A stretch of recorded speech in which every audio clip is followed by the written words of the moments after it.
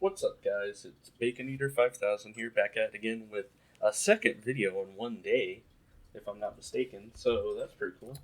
Anyway, I wanted to create a little tutorial on Geometry Dash of how to create a rainbow background for your levels. It's actually very simple, and you can actually use this for, just normal backgrounds. Like, it doesn't even have to be rainbow if you don't want it to be.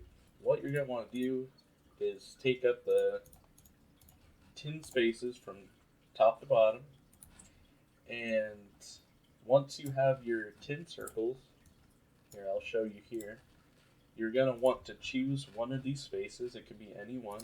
I'll go ahead and start from here. So once you get your thing, you can move it over to red, and once it's red, you go here and you start your hue at 0. So once you do that, you can copy and paste, move it over once, go back to your hue, and move it up 20 times. Or, well, plus 20, not 20 times. And then you do that until you get all the way to 180. So I will go ahead and speed up this part of the clip.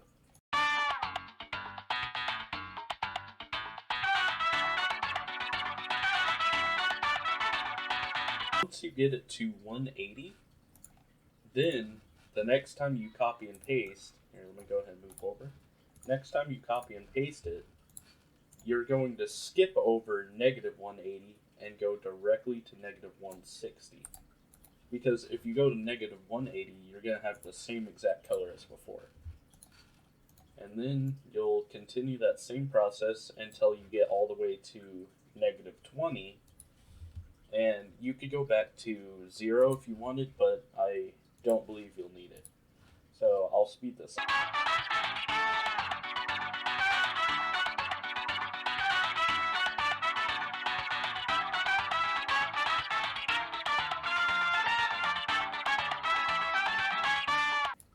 Alright, so I went ahead and decided to go all the way back to 0 just to show you what that does. So it goes right back to the color that was at the beginning, and it would restart the entire process over again. So, like I was saying before, you won't need to go back to 0 because you're going to need to copy and paste this section over to this side to create a full rectangle.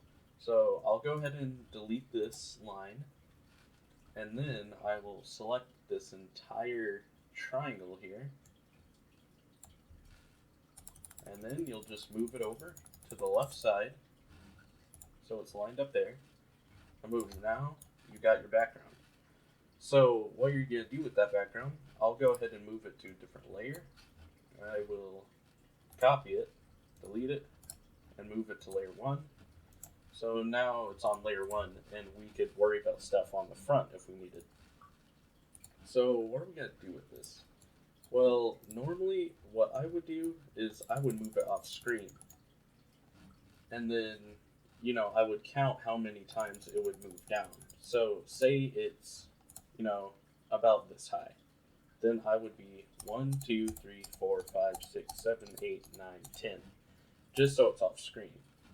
So once our little cube gets to this point, let's say about right there, and we'll set this to group 1. So now it will move down 10 spaces. And let's say it takes maybe, let me type this in, 0.75 seconds. And now, when we move in, it should move down as long as we set this to group 1. There we go. So let's go ahead and give it a test. Alright, so it definitely does move down. To give this a little bit more flair, I am going to add an ease in tag. Alright, so it has a little bit of more bounce, if you can tell. Alright, so for the next step, we're going to want the colors to constantly change as we're moving with the background. So, we also want the background to move with us.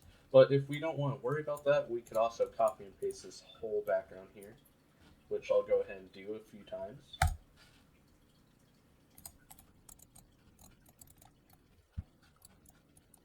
Something that you'll have to remember to do if you do decide to copy and paste is to make sure you click this button right here to invert it so it will line up with the thing instead of looking like this. You know, that looks completely fine, but you know, I feel like this adds a bit more, you know, detail to it. But I guess we could go ahead and stick with this for now. Anyway, so this entire thing will move down to here, and this is the easy part. So now we just got to put the color triggers, set it to 1, it's already set there. So now all we have to do is, you know, place a ton of these, and it will just change color as it moves.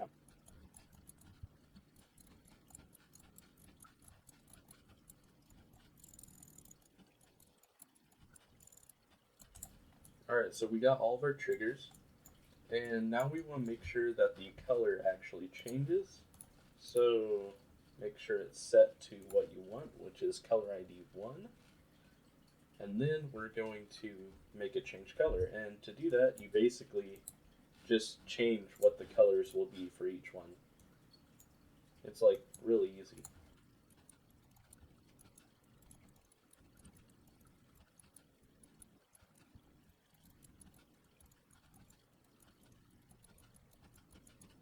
Something I will do now, since I have all of these set to where I want them, as you can see up there, the colors are changing. So what we will do now is copy this entire segment, and we will just move it over. And since we don't need the first red trigger, since we have one ending, then we can just delete that first one, move it over, move over again. We could go ahead and choose like maybe the second or so, move it over a few times. So let's give this another test.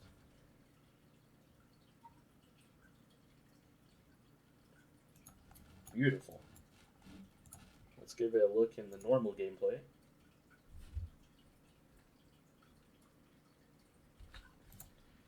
Alright, now normally what I would do to make it like pop even more is change the background completely to black.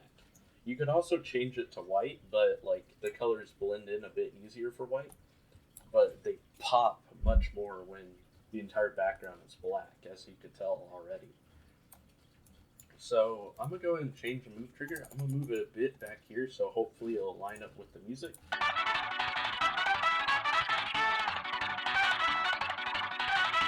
But if you want it to be able to change faster, that's also an easy fix, because you could, if I believe so, you could select all of these at once and you could change it. So let's say I wanted it to switch much faster. Well, then change it to 0.25. Now it's a much, you know, quicker transition.